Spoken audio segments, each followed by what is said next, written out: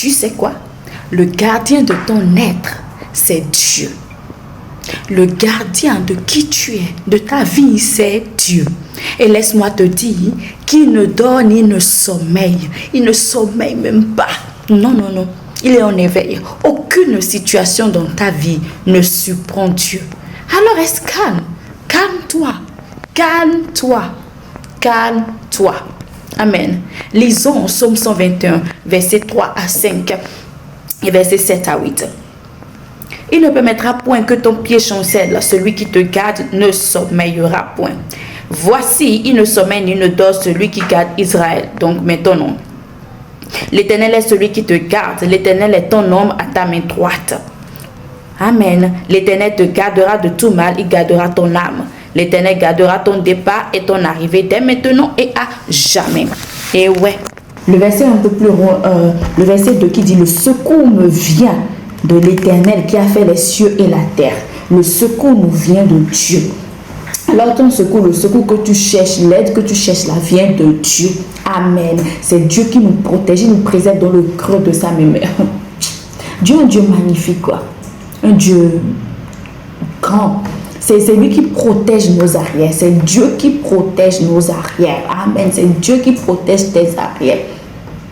Souvent, on se dit, mais comment se protéger? Il y a des gens qui cherchent à se protéger, vont porter des bagues pour se protéger, vont se laver pour se protéger. C'est Dieu qui protège. Alors, j'ai des histoires quand même. Hein. Lorsqu'on était petit, quand je dis que mon père a favorisé ma relation avec Dieu, ça c'est très vrai. Et je bénis sa vie.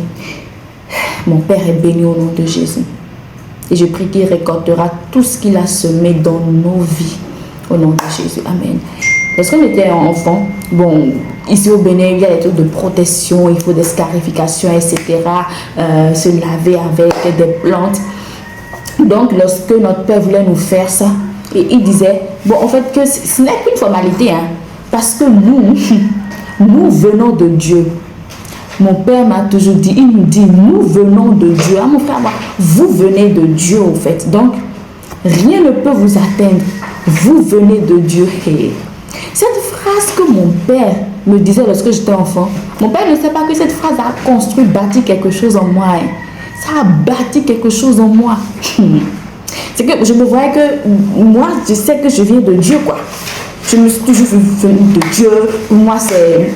Je viens de Dieu, point. Dieu est mon Père, je viens de Dieu, je viens de Dieu. Rien ne peut m'atteindre. Aucune domination, aucune principauté, rien ne peut m'atteindre parce que je viens de Dieu, parce que mon père m'a inculqué ça dans la tête. C'est-à-dire que moi, il disait, vous avez cette protection naturelle de Dieu. J'ai cette protection naturelle, c'est que Dieu me protège. Donc ça fait que ça bannit toute peur du diable dans mon cœur. Vraiment. Mais c'est en grandissant parfois que lorsque tu rencontres certaines situations, la peur vient. Mais il y a cette base-là que moi je viens de Dieu. Je viens de Dieu. Parents, semez de bonnes paroles dans le cœur de vos enfants. Amen. Donc la parole de Dieu dit, c'est l'Éternel, celui qui te garde là, il ne sommeille ni ne dort. Donc Dieu qui te garde là, celui de qui tu viens, il ne dort pas, il ne dort pas. Il n'est pas surpris par une situation qui t'atteint. La situation qui t'a atteinte là, la situation dans laquelle toi tu es en train de tu vis là, la situation que tu traverses, ne surprend pas Dieu. Hein. Amen. Il faut garder ça en tête. Parfois on oublie. Parfois on pense que la situation qu'on traverse a surpris Dieu. Que Dieu est surpris parce que nous traversons. Mais non, il n'est pas surpris. Il a déjà fait. Et il est la solution. Amen. Et puis, le verset 5 qui dit, l'Éternel est celui qui te garde. L'Éternel est ton ombre à ta main droite. Il est là constamment à tes côtés. Dieu est là constamment à tes côtés. Sache et garde en tête que Dieu est là constamment à tes côtés. Amen. L'Éternel te gardera de tout mal. Il gardera ton âme. C'est profond. L'Éternel gardera ton âme, c'est-à-dire il ne permettra pas que ton âme soit tellement assaillie par les situations de la vie au point où tu t'éloignes de lui. Tu vois, il y a certains qui meurent vite. Parfois, on ne peut pas comprendre pourquoi certaines personnes sont mortes alors qu'elles ont des projets, etc. Mais parfois, Dieu, pour préserver le cœur de certaines personnes, les ramène très vite à lui, afin qu'ils ne s'éloignent pas de lui. Parce que certaines situations peuvent les éloigner facilement de Dieu. Il y a certaines personnes qui disent à Dieu, Seigneur, si tu vois que telle situation va m'éloigner de toi, si tu vois que je traverse des situations qui vont m'éloigner de toi, Père, si tu vois que arrivé à un moment de ma vie, je ne pourrai plus m'accrocher à toi, rappelle-moi à toi, Seigneur. Il y a des gens qui font ces prières-là. Oui, oui, oui. Ils ne vont pas te le dire. Donc, lorsqu'ils partent comme ça prématurément, on se dit, oh, c'est une mort prématurée, Seigneur, qu'est-ce que tu as fait? Mais cette personne a eu à faire cette prière où carrément Dieu a vu, voilà, que je dois préserver l'âme de mon enfant. Alors, je le ramène à moi tout de suite. Parce que l'important pour Dieu, c'est notre relation avec lui. Oui, oui, c'est notre relation avec lui d'abord, avant la mission qu'il nous a confiée, etc. C'est nous d'abord. C'est toi d'abord. Pour Dieu, c'est toi d'abord. Il cherche à préserver ton âme. Amen. Donc Dieu préserve notre âme. Il ne permettra pas que notre âme sombre totalement dans le noir. La raison pour laquelle tu vas voir, lorsque tu traverses certaines situations, on dit la vérité avec moi. Il y a des gens qui peuvent venir à toi te donner une parole réconfortante. Mais tu vois une parole quelque part qui te réconforte, ou Dieu te rappelle une parole. Non, rappelle-toi. Dieu cherche toujours à préserver notre âme. Amen. Rappelle-toi, Dieu est toujours là avec nous. Hein. Ah, je me rappelle encore en 2024, je traversais une situation désastreuse pour moi, où j'ai été déçue. Hein. J'ai été déçue par quelqu'un que j'admirais beaucoup, parce que pour moi, bon, je vois que la situation, il devait prendre la situation d'une autre manière. Dieu envoyait des gens que je n'imaginais même pas me réconforter. Dieu a envoyé un musulman me réconforter. Dieu a envoyé un prêtre me réconforter. Dieu a envoyé... Non, Dieu envoie des gens me réconforter. C'est que Dieu prend par n'importe quelle... Il utilise n'importe quelle manière pour nous réconforter. Là où on cherchait de l'aide, le secours, on se disait telle personne devait agir comme ça, devait voilà, manifester peut-être l'amour de Dieu, la nature de Dieu. Tu ne vois pas, mais il utilise une autre personne que tu n'imaginerais même pas manifester cet amour-là à ton égard. Dieu, hey. J'aime Dieu, j'aime Dieu. Regarde les situations. Il y a Somme 32, 8, lisons Somme 32, 8 qui dit, je t'instruirai, je te montrerai la voie que tu dois suivre, je te conseillerai, j'aurai le regard sur toi.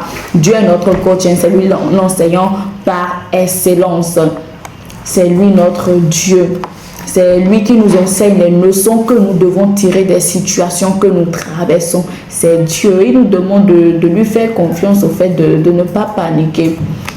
Parce que lui, il a déjà une voie toute tracée pour nous. Ne pense pas que tu es venu sur cette terre juste pour suivre les autres.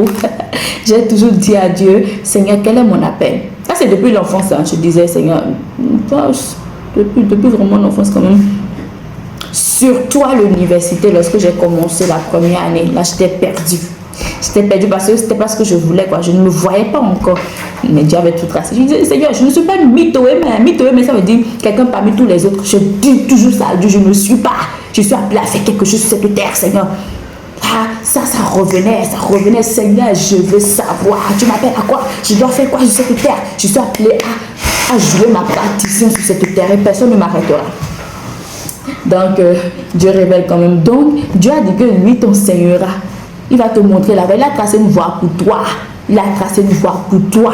Donc, écoute le Seigneur. Il va t'enseigner, te guider, te montrer ce qu'il veut pour toi. Parce que tu as une destinée.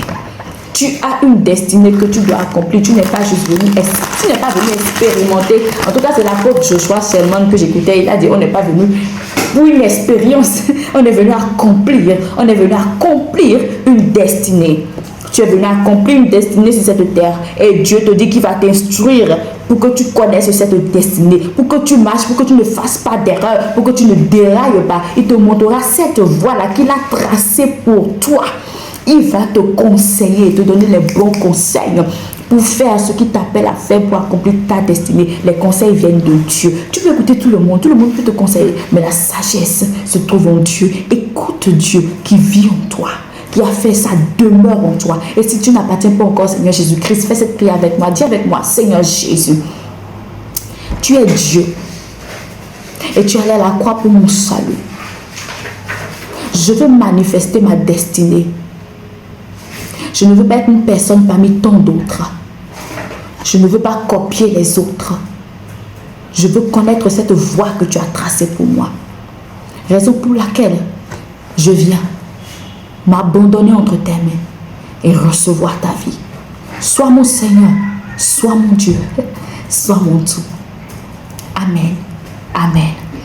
Il a dit, j'aurai le regard sur toi. Ce n'est pas qu'il t'envoie et qu'il nous envoie sur cette terre et qu'il nous laisse. Non, il ne nous laisse pas. Il est là. Il est là à nos côtés. Amen. Dieu est là à nos côtés. Amen. Ah, il y a un dernier verset.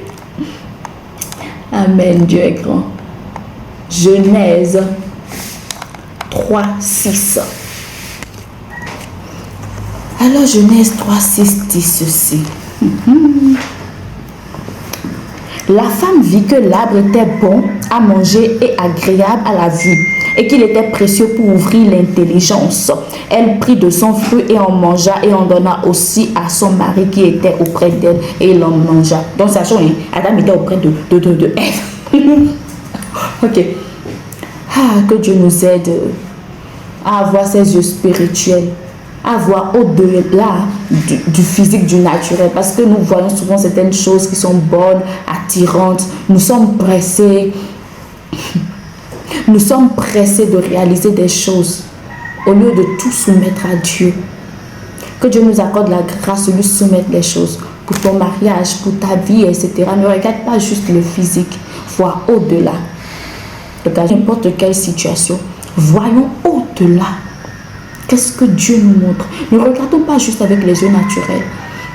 Elle va regarder avec les yeux naturels et puis elle nous a mis dans son pétrin là maintenant. Vraiment, Seigneur Jésus.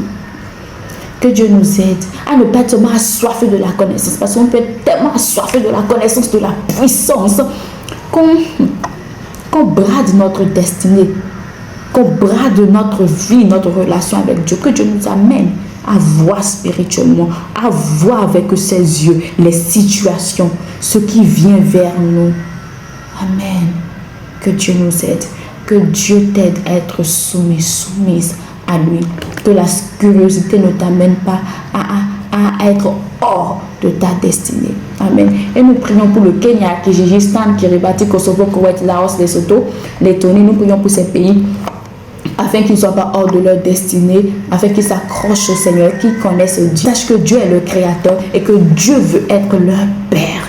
Amen. Que Dieu veut être celui qui va les instruire au nom de Jésus-Christ. Nous prions vraiment pour ces pays qui soient bénis au-delà de leur entendement, qui soient bénis au-delà de leur entendement au nom de Jésus-Christ. Et toi, sois béni. Entre pleinement dans ton appel et sache que tu viens de Dieu. Que Dieu veut t'instruire. Que celui qui te garde, c'est-à-dire Dieu, ne sommeille ni ne dort. Amen. Et si tu as des enfants, même d'autres personnes, sème en eux de bonnes paroles. C'est bon d'utiliser nos langues pour bénir, au lieu de maudire, au lieu de mal parler, au lieu de détruire quelqu'un, au lieu de blesser l'âme de quelqu'un. En tout cas, je me dis toujours, celui qui blesse l'âme de quelqu'un, celui qui parle mal à quelqu'un est un assassin. Bye.